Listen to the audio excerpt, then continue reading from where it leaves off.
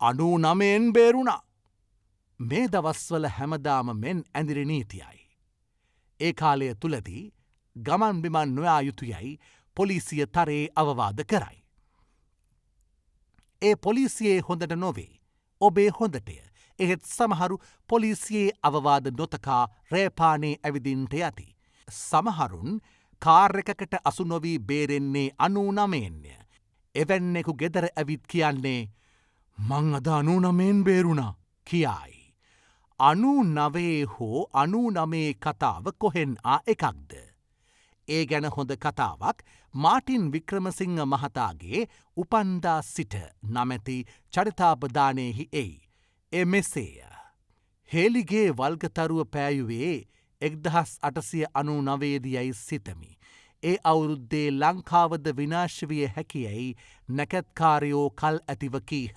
ගමේ ගැහැනුන් හා පිරිමින් පමණක් නොව කුඩා දරුවෝත් දැරියෝත් පොහොය දවස්වල අටසිල් සමාදන් වූහ. මමද වැඩිහිටියන් හා එක්ව හැම පෝයක් නොවරද්දා අටසිල් සමාදන්වීමි. සුදුරෙද්දක් හා බැඩියමක් හැඳ සුදුසලුවක් එක් උරයකින් දමාගෙන පන්සලට ගොස් උදේවරුවේ සිල්ගෙන දවල්කෑම උදෙසා ගෙදර ගියමි. යළිත් පන්සලට ගොස් රෑහි සිල් මුදා ගෙදර එන විට අනෙක් කුඩා උපාසකයන් හා එක්ව මමද ගිනි කොළපු අතින්ගෙන සෙල්ලම් කළෙමි. මව්පියන් කොතෙක් වෑයම් කළත්. ගෙදරට ළඟා වනතෙක් අපි ගිනි කොළපු වනවනා කරන සෙල්ලම නොනැවැත්වීමු.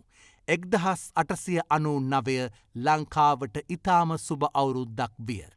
අවුරුදු කිහිපයක් ගතවනතෙක් වැඩිහිටියන් 99 අවුරුද්දේ ගම සරුසාරවීම වර්ණනා කරනු මට අසන්නට ලැබින. 47 වන පිටුව.